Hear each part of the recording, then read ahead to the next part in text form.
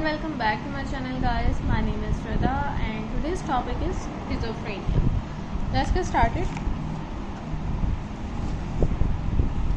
So, type of schizophrenia. DSM-V में इसके जो हैं 5 टाइप्स बताई गई हैं: paranoid type, catatonic type, disorganised type, undifferentiated type and residual type. Paranoid type of schizophrenia. Delusion and hallucination manifest themselves most of all in this type of schizophrenia. इसमें क्या होता है कि पेशेंट जो है वो डिल्यूजन और हेलुसिनेशन का शिकार होता है. डिल्यूजन होता है कि अपने पास जो है कोई बात बना लेना और उस पर बिलीव कर लेना.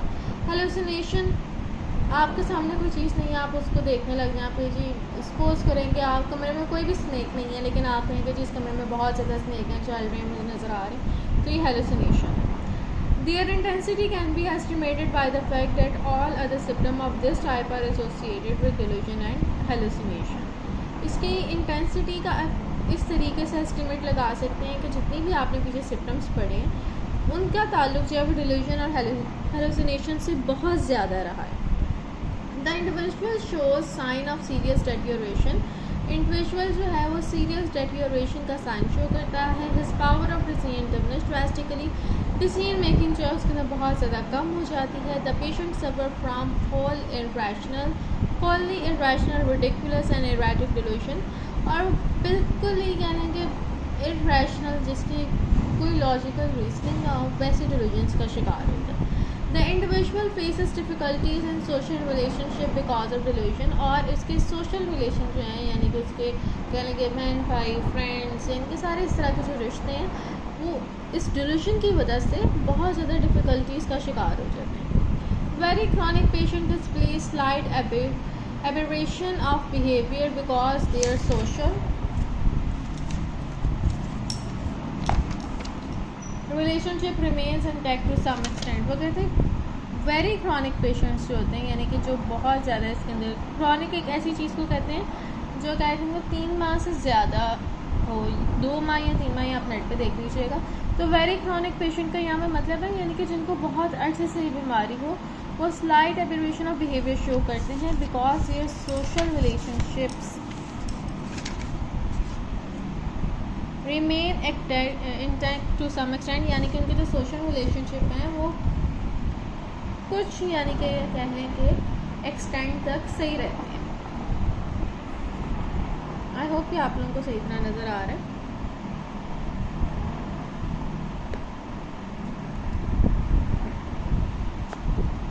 Let me fix the camera so you can read it too. So okay. So generally more than half of the schizophrenics that admitted to a hospital belong to this type. वो कहते हैं generally अगर आप देखें तो half patients जो हैं इसके वो इसी टाइप की स्किज़ोफ्रेनिया से रिलेटेड होते हैं यानी कि जो हॉस्पिटल में एडमिटेड होते हैं उनकी बात हो रही है. Owing to the intensity of delusion of persecution in this type, the patient suspect his relative and acquaintances. He believe that he is being watched, chased, or people are trying to poison or kill him. इसमें क्योंकि वो delusion और hallucination का शिकार होता है तो हमने पढ़ा था ना कि उसकी जो सोशल रिलेशनशिप है वो बहुत ज़्यादा इससे इफेक्ट होते हैं.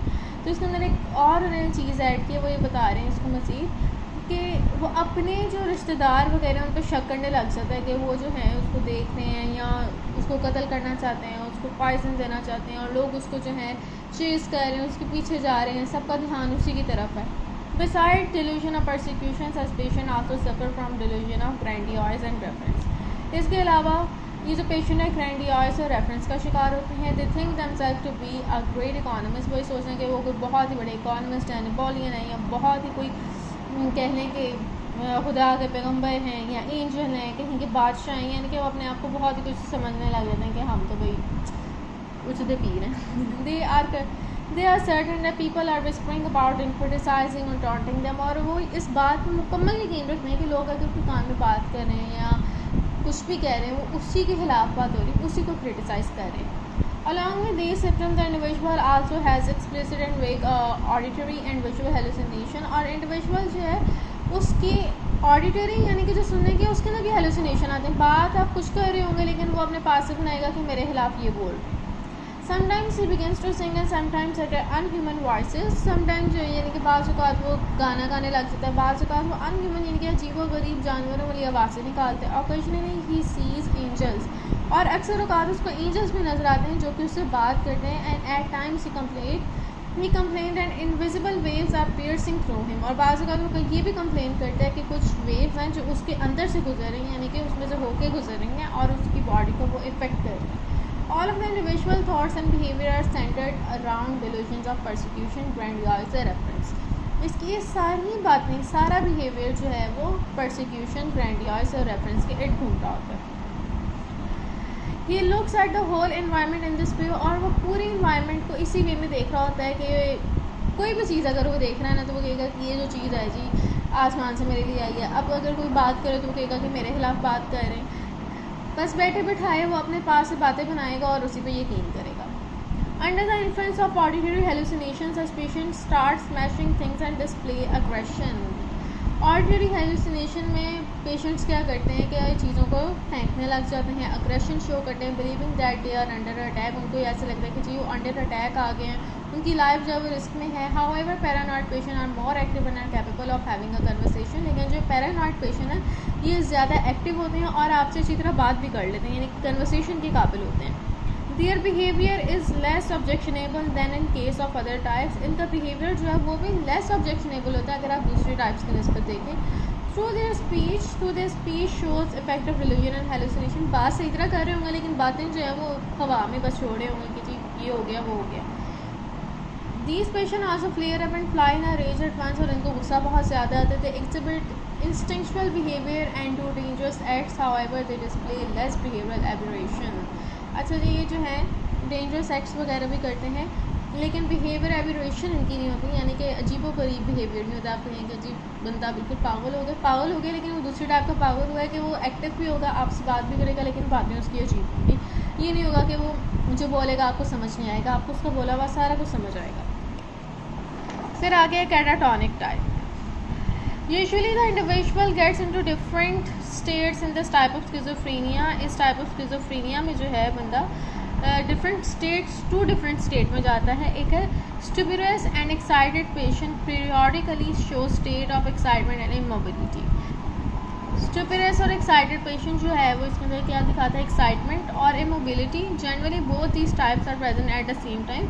दोनों जो हैं वो उसमें सेम टाइम पे भी हो सकते हैं। However the patient is more affected by either of the two states. लेकिन ये होता है कि इन दोनों में से किसी एक चीज़ का उस पर यानी कि कह लें कि वो ज़्यादा हावी होती है उसके ऊपर। In other words individual is either extremely excited और डेड साइलेंट। बाज़ औक़ात या तो बहुत ही ज़्यादा एक्साइटेड होगा, यहाँ पर बिल्कुल साइलेंट होगा। दोनों चीज़ें पाई जाती हैं लेकिन ये डिफरेंस होता है कि कौन सी चीज़ ज़्यादा पाई जा रही है। One of the two state में भी प्रेजेंट इन सम पेशेंट। वो कहते हैं इस तरह भी हो सकता है कि किसी एक पेशेंट में यानी कि सिर्फ एक ही चीज़ हो, या तो वो डेड साइलेंट ही रहता होगा, यहाँ पर वो एक्साइटेड रहता होगा। लेकिन ज़्यादातर में होता है कि दोनों चीज़ें पाई जाती हैं, लेकिन ये डिफरेंस होता है कि कौन सी चीज़ यानी कि किस वाले की ज़्यादा इंटेंसिटी है। फिर आगे स्टेट ऑफ इमोबिलिटी। आगे से उन्होंने दो स्टेट्स उन्होंने बताई हैं तो उनको डिफाइन भी करें। In the state individual seats eight one place all silent and still. Immobility में क्या होता है कि बंदा बिल्कुल चुपचाप रहने लग जाता है, स्टिल हो जाता है। Sometimes he adopts a very funny pose. बाजू का तो बहुत ही फनी से पोज में खड़ा हो जाता है। Once in a while he remains in the position the whole day or for many days at a stretch. बाजू का इस तरह होता है कि वो उस पोजीशन में पूरा दिन रह लेता है और बाजू का इससे भी यानी कि कई ज़्यादा दिनों के लिए भी वो रह लेता है। यूजुअली ही स्टिफन हिज बॉडी। यूजुअली यानी कि आमतौर पर अपनी बॉडी को इस स्टेट में स्टिफन कर लेता है और कोई एफर्ट यानी कि नहीं करता कि वो मूव करे। इफ़ हिज आर्म और लेग इज़ मूव फोर्सफुली, अगर उसकी लेग और आर्म को कह लें कि जो डॉक्टर्स वगैरह ने या साइकोलॉजिस्ट ने फोर्सफुली मूव की है, so that he may have a comfortable body position, ताकि वो एक कंफर्टेबल बॉडी पोजीशन में आ जाए। He goes back into the painful position as soon as he is let loose. तो वो फटाफट जैसे ही आप उसको छोड़ेंगे ना, क्या कहेंगे अब बंदा जो है वो बैठ गया, तो वो साथ ही अपनी जो पुरानी पेनफुल पोजीशन है उसमें आ जाएगा। ही बिकम्स स्टोन साइलेंट। वो बिल्कुल चुप हो जाता है कि समझेंगे बस पुतला बन गया। He becomes utterly unmindful of bodily needs such as urination and defecation. अच्छा जी, और वो यूरिन और हमें यानी कि वॉशरूम वगैरह जाना होता है उसका भी उसको कुछ नहीं होता, वो बिल्कुल उस बारे में भी अनमाइंडफुल हो जाता है। Such patients have to be fed as well as bath, ऐसे पेशेंट्स को यानी कि खिलाना भी पड़ता है और नहलाना भी पड़ता है। They are unresponsive to hunger, thirst, pain, fear, player और एनी अदर फीलिंग। वो अनरिस्पॉन्सिव होते हैं भूख की तरफ से, थर्स्ट की तरफ से या फियर की तरफ से, यानी कि किसी भी चीज़ से वो रिएक्ट नहीं करते। Sometimes waxy flexibility is also observe in the state of immobility. Waxy flexibility होती है यानी कि बहुत ज़्यादा फ्लेक्सिबल हो जाना, ऐसे पेशेंट्स में वैक्सी फ्लेक्सिबिलिटी भी देखी गई है। आगे देखते हैं।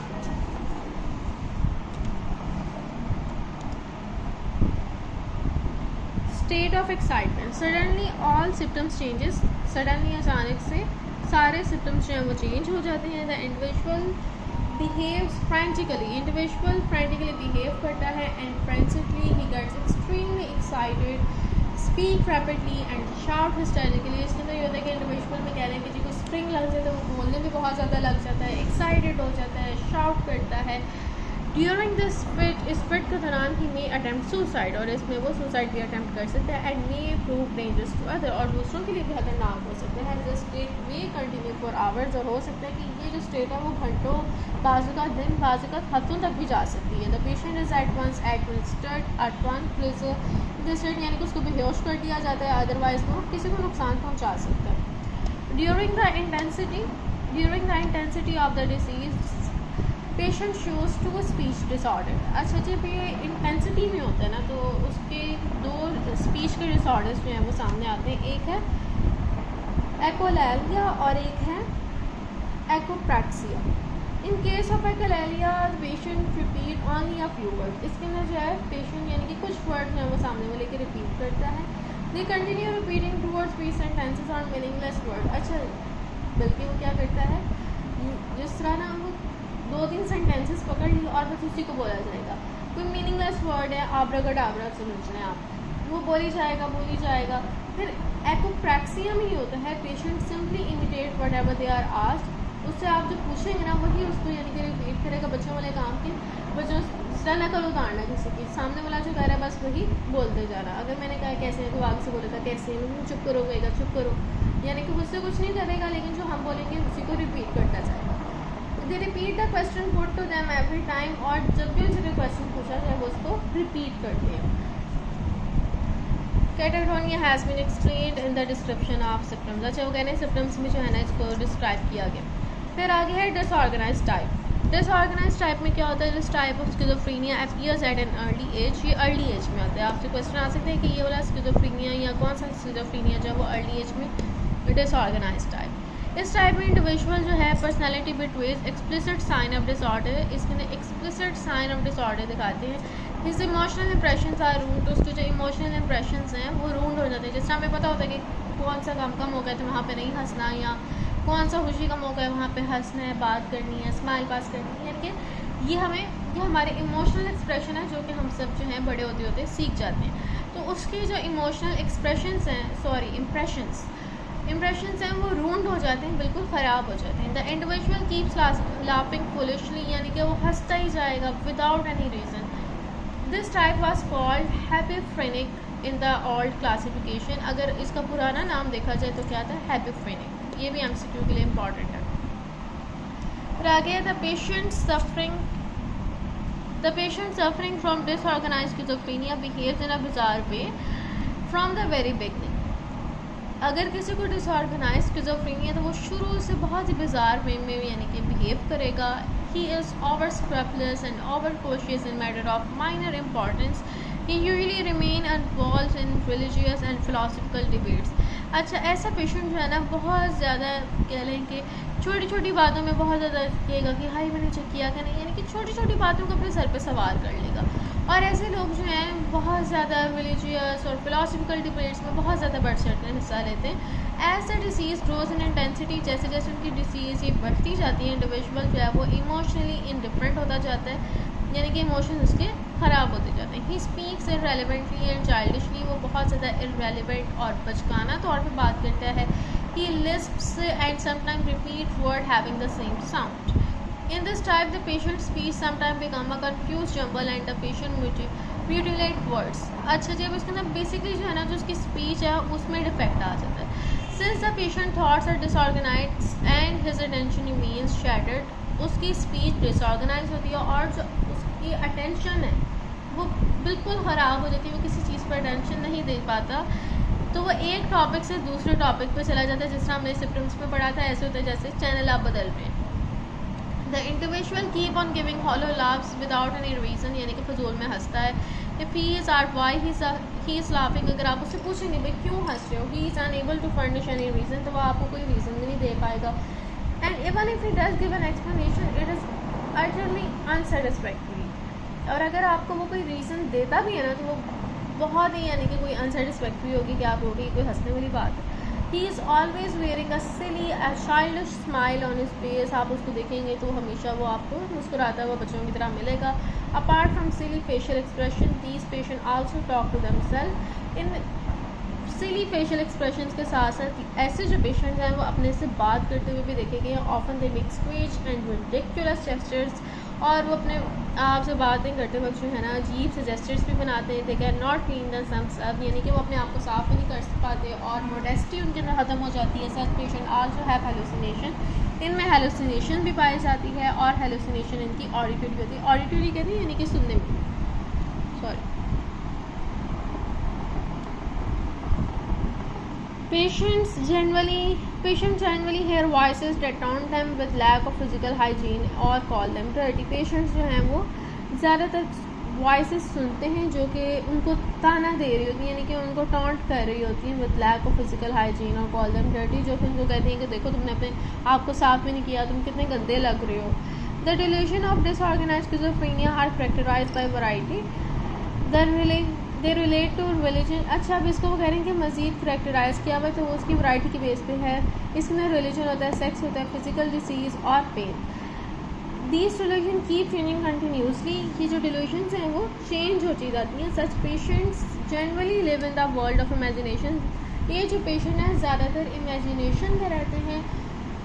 Sometimes become aggressive under the influence of these delusion and hallucination, और बाज़ औक़ात वो इन hallucination और delusion के इतना ही यानी कि उसका इन्फ्लुएंस हो जाता है कि वो aggressive भी हो जाते हैं। All of their connections with reality is severed, उनके रियलिटी के साथ जितने भी कनेक्ट यानी कि उनकी जो रियलिटी है ना जिनके में पता है कि हकीकत है, तो वो उनको समझ नहीं आता कि क्या हकीकत है। Apart from laughing foolishly such patient also have fits of weeping, एक दो पहले तो इस तरह था जी कि वो हंसते रहते हैं फजूल, अब रोने भी लग जाएंगे। It is very difficult to grasp what they say, ये बहुत ज़्यादा डिफ़िकल्ट होता है कि आप समझ पाएँ कि वो क्या कह रहे हैं। द इंडिविजुअल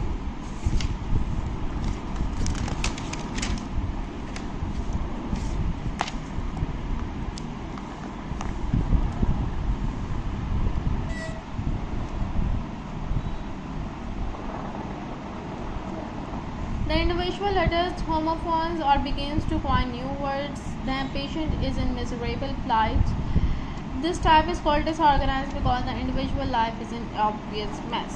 इसके मज़ीद जो है वो ये कह रहे हैं कि उसकी लाइफ जो है वो बिल्कुल मिसरेबल हो जाती है, और इसको डिसऑर्गेनाइज टाइप भी इसी वजह से कहते हैं क्योंकि इसकी वजह से इंडिविजुअल की लाइफ एक ऑब्वियस मैस बन जाती है। ओके, कितना रह गया है? अनडिफ्रेंशिएटेड टाइप, फिर उसके बाद रेजिडुअल टाइप, ठीक है।